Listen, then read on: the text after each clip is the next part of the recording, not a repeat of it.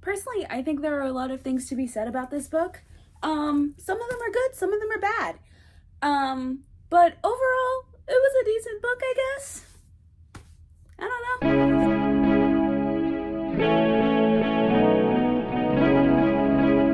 What's up, guys? It is Lulu because why not here, and today we are filming a book review for Gilded by Marissa Meyer. I've been planning to do this for a while, and this is actually the second time I filmed it, because the first filming of this was entirely chaotic, and I didn't like it. Essentially, I didn't like all the clips that I had for it because it just felt very disorganized. So this time, I have a battle plan. I have notes, I have things that I specifically want to talk about so that I don't get sidetracked. But first off, we're going to start off with a small synopsis of the book. This is a fairy tale retelling of the story of Rumpelstiltskin. If you don't know the premise of Rumpelstiltskin, essentially it is about a girl, typically a miller's daughter, but that's kind of like the gray area there, who gets caught in a lie about being able to spin straw into gold. When she is captured by the king of whatever realm she's living in order to spin said straw into gold, and she can't do it. So a magical, short, mystical man shows up and offers to spin the straw into gold for her for the price of her first child, her firstborn child. So she agrees and all of that. She agrees, the straw is spun, she gets whatever she was promised, and when the guy comes to collect her debt, she tries to get out of it. But the only way she can get out of it is if she knows his true name. And she guesses and does the guessing, and eventually she finds out his true name, and the deal is broken or whatnot. That's what I remember. OMG, I never noticed. Thank you for this brand new, life-changing information. But this is an interesting take on the story in general. For a short synopsis of the book, we follow this girl named Serilda, who is the daughter of the village miller. And she's essentially, in her small community, she is seen as somewhat of a pariah by the older members of the community because of something that she has in her eyes. Her irises are marked by these golden pinwheels. Because she's actually a godchild of one of the gods of this realm called Wordith. And he's the god of stories and fortune telling. And so, as such, she's really good at spinning these very outlandish stories that she's very much known for, like, telling and spinning to the local children because she works at the school. All of the adults in her community see her as something of like a curse or something because her eyes are ominous and she's known to be a liar and all of that. I don't know, typical small town stuff. But eventually Serilda gets caught one night where she faces one of the monsters from her tales, called the Earl King. And she spins a lie to him about how she can spin straw into gold. And he believes her. So next time, he actually summons her to his castle to spin the straw into gold, and that's where she meets Gilded, the resident poltergeist of the castle, who can actually do the spinning of straw into gold. And that's where I'm going to leave it because it's all you really need to know for this review.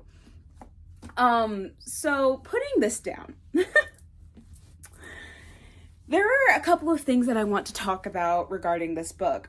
First off, there were some things that were really done very well within this book. Something I really wanted to get into was the Earl King in general, because he's our big bad of the story.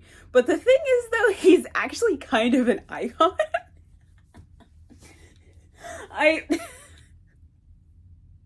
So the best way I can describe him, he acts like Mr. Gold from Once Upon a Time. If you've never seen the show, it's essentially where all of the fairy tale characters that we know and love have essentially come to be in our world through like a curse from the evil queen and whatnot. I don't know.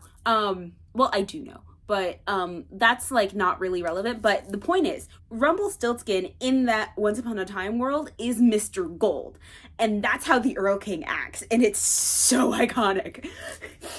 Like there's literally a scene where he is oh god. So context, the Earl King and his like ghostly court of like ghouls and things, they live behind a veil that drops once every full moon.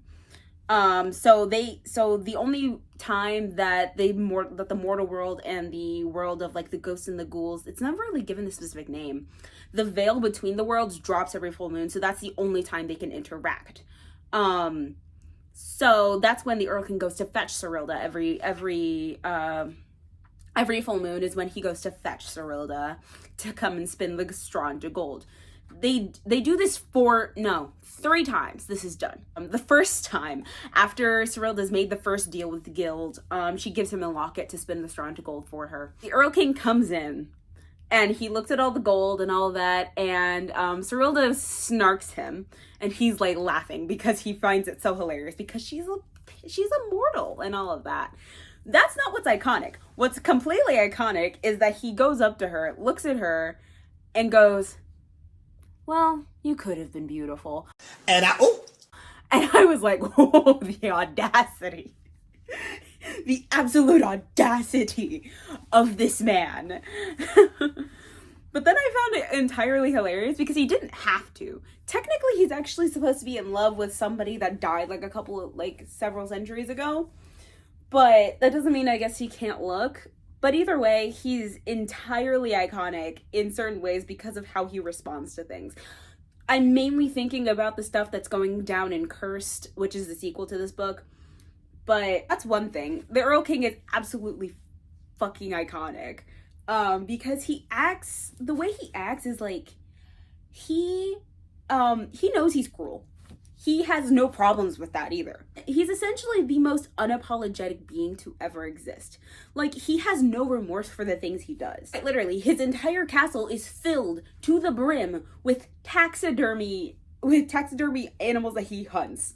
This isn't a spoiler for the second book, but in his second book, in the second book, Cerilda makes a comment passing about how I don't like senseless killing. And he goes, oh, well, that's my favorite pastime. And I was like, whoa. And I was like, yeah, pretty much. There's something that happens near the end of this book that we'll get to in a minute. But like, that's something that I was really interested in because the Earl King was done so well. He's not a complex character. Like, at all. He just is what he is, which is a cruel autocrat who does whatever he pleases and apologizes to no one. And it's absolutely iconic. I love it. I actually love it. I love that character, even though I'm supposed to hate him, but I love him as a character because he's just so well done for the non-complexity of it. He's a simple character who does simple things, and even though his simple things are not good things, he is really well written for how much actual time we get with him. He's honestly just really well done. The only thing that I really have on him is that he's actually fairly gullible, which is a little bit interesting, but I guess that's just like the only thing that needs to be convenient within the story. Because the only way that this story can like progress the way it is progressing is if he is gullible. So that's one thing. Another thing I really wanted to get into was the relationship between Cerilda and Gild. So, in total, they meet up 4 times. I am not shitting you. 4 times they meet up. And at the end of the book, the best way to say this is that their relationship was born out of simply the need to feel connected. And the reason I say this is because Gild has been trapped in the Earl King's castle for all his memory can serve. At some point, the Earl King took away his memory when he tethered him to the castle. Gild cannot leave the castle, so what he does is he makes himself the biggest pain in the ass to the Earl King as possible, which honestly, boy after my own heart. Gild doesn't remember anything about his life before he got trapped in the castle. He doesn't remember his family. He doesn't remember anything about his life before. He doesn't even remember his name. Like, seriously. He remembers nothing. And all he's ever known has been surrounded by ghosts and making himself a big pain in the ass to the person who trapped him there. Which, like, honestly, I get why he's pretty much emotionally stunted, because he has no memory of being, like, of developing emotionally. As for Serilda, well, the thing about Serilda is that since she was ostracized by her community, essentially all she had was the children she taught and her father, who didn't see her as some sort of, like, pariah. It kind of makes sense that she would attach herself to Gild in that way, in a romantic sense, because he didn't look at her like she was some sort of strange curse or whatnot. But that doesn't mean that the relationship isn't without its problems.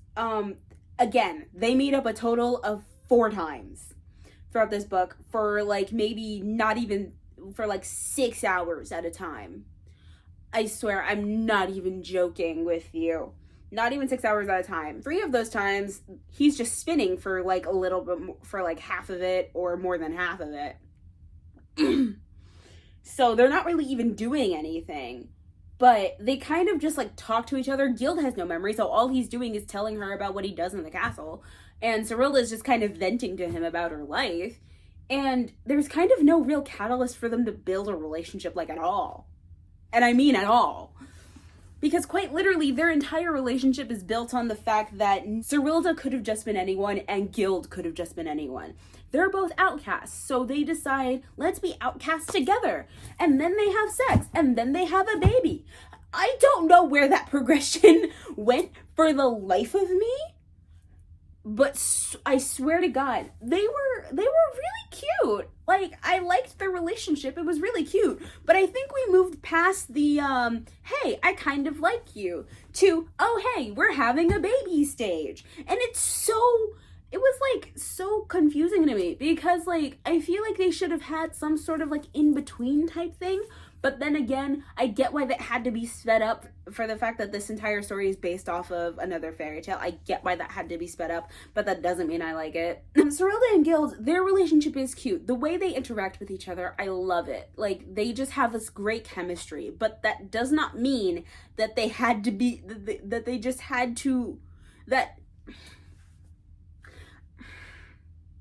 So, the progression of this relationship reminds me a little bit of November 9 by Colleen Hoover, where I don't know much about that book.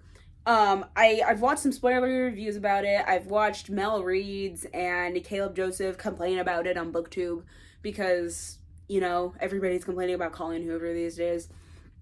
But the premise of that book is that the two love interests, they meet up every November 9th for, like, 5 years, for, like, 5 hours at a time. Like, and that doesn't make sense either, how that love progressions at all. Never mind the fact that it's a completely toxic relationship, but, like, 5 hours at a time, once a year. Except this, 4 meetups in 4 months. On the night of the full moon. That is it. That is quite literally it. I don't know where this love came from, and I do understand why it had to be fast-paced like this, but it felt like there was no progression. It felt like it was just straight into whatever. Like, seriously, the second meetup is when Gild kisses her. That's their first kiss. Like, I wasn't exactly mad about it, but I was also like, I feel like that should have waited a little bit. But then again, I'm also just not a fan of insta-love in books.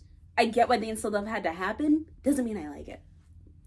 But also the completely problematic nature of the fact that they're just clinging to each other because, well, both of them are outcasts, so they decide to be outcasts together and attach themselves in a way that's, like, completely irreversible. I mean, they're having a baby. It just doesn't really sit right with me, to be honest with you. So that's something that I felt that I took issue with, and that's one of the only things I really took issue with. Both of them are in impossible situations, and they decide to cling to each other immediately. It's not, like, it just doesn't, the math just ain't mathing today. So, there's a trigger warning in this book that I would consider a pretty bad one. let's just say, so near the end of this book, the Earl King murders 5 children, right? We're off to a great start. So, child murder. I was not expecting that. I really was not. I was not expecting 5 children to die in this book, but they did. 4 of them got their hearts ripped out, and the other one got her throat slit.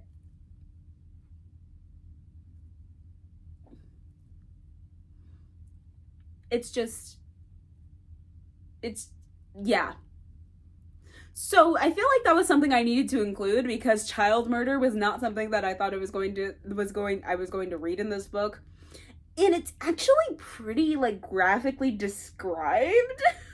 Serilda, like, runs out to go find the children because they're missing, right? And she finds them all scattered around, like, the forest floor with their hearts ripped out.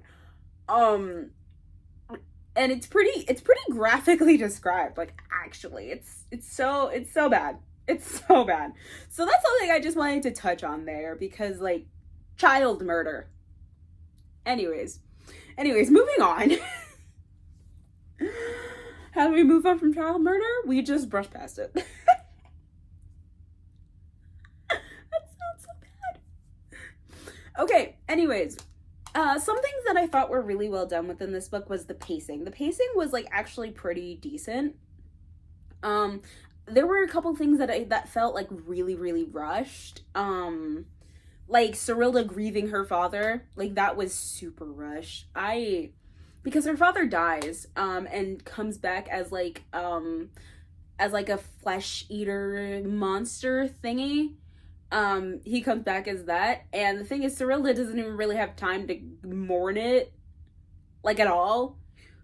Because it's kind of just, like, skipped over. Like, there's this point where she's hovering between believing that her father is dead and believing that her father will be coming back to her eventually. Because it's not really confirmed that he's dead now. But she just kind of, like, oscillates between the two, and it's never really kind of described because it's kind of, like, really, like, passed over. And then there's a point where he actually comes back and she realizes that he's dead, but it kind of just gets glossed over. We spend, like, 1 or 2 pages on it, and then we're moving on to the next plot point, which was pretty rushed, but overall the pacing felt pretty steady. Within the book, things just felt, like, very, like, things were pretty well paced. I'm not going to say that everything was, like, extremely well paced, but things were pretty decently paced, from my memory. Something that I think just wasn't done very well is the fact that the Earl King has more character development than the 2 main characters. What I mean by that is that I still take issue. I take issue with how Gild and Serilda ended up with their relationship. I take heavy issue with that because I just don't feel like that's a healthy start to it. But the Earl King just had more depth to him as a character, even if he is pretty simple. He's pretty basic, but the thing is, he's pretty much all figured out, and he just does what he wants, and that aspect of him is done really well, even as we find out more about him and, like, his, like, story and all of that. Even in Cursed, he's, like, he does what he wants, but the thing is, he has ulterior motives that we don't know, but the thing is, that's the point of him. He's supposed to be, like, some sort of secretive mystery man, or monster. I don't really know what he is. It's never really confirmed. They're just called the Dark Ones. Hey, that's a Once Upon a Time reference. Anyways, but yeah, Serilda and Gild basically haven't grown out of the, hey, we're both outcasts, let's be outcasts together. There's literally basically no character to them other than that. Serilda has her storytelling, and Gild has his spinning straw into gold and not remembering anything, so he's just a pain in the ass. Still personality. So that's something that I didn't think was done very well, that I thought we could have gotten more of, but I'm glad that there's a second book because we are getting more, like, character development from these 2 characters. There are things in these books that drive me mad. One of the things is that, as I said, probably, I'm pretty sure you didn't catch it, but Serilda's pregnant near the end of this book. And she decides to not tell Gild. that it's his baby. That's something that I didn't like, because regardless of whatever, the last time he spun gold for her, she promised him her firstborn child. Right? So that deal was struck. That's what's happening. And then they have sex. I'm literally not even joking. She promises him his firstborn child, and then they have sex. And you really expect me to believe that she doesn't end up pregnant after that? Because what? And then Gil doesn't even try and figure it out. He doesn't even know. Because she doesn't tell him. I'm surprised he hasn't figured it out by now. That's something that really ground up my gears, because she still hasn't told him in Cursed. Granted, I'm only 34 pages in, but still. Quite literally, that was something that really grounded me for a while. I was just like, why don't you just tell him it's his baby? I mean, it's gonna be his regardless, but still.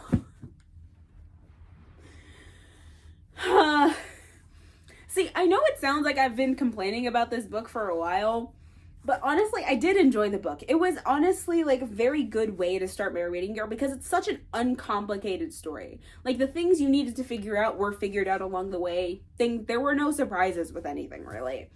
The only thing I really have to critique about this book is A, the relationship and how it started and how it's going. And B, the main characters need more character development. Because at this point, characters we never see have more character development. And it's just I'm I wish the main characters had more substance to them. I really do. But I think we're going to get more substance with them in book 2. So overall, I would give this book about a 3 stars. Not a 3.5, but a solid 3 stars.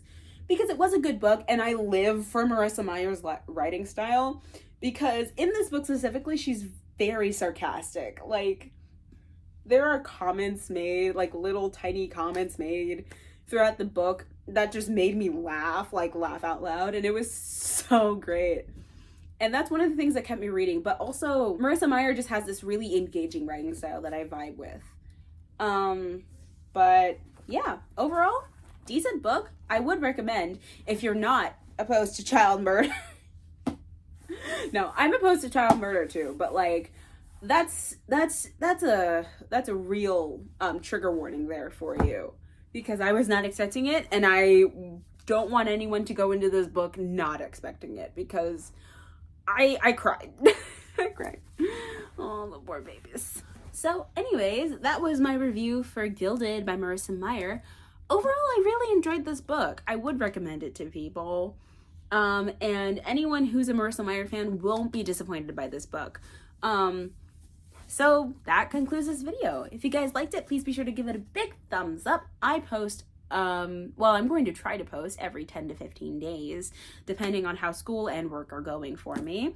And if you guys want to see more of my content, hit the subscribe button and hit the bell icon so you get notified every time I post a new video. I love you, my little mouse. Bye!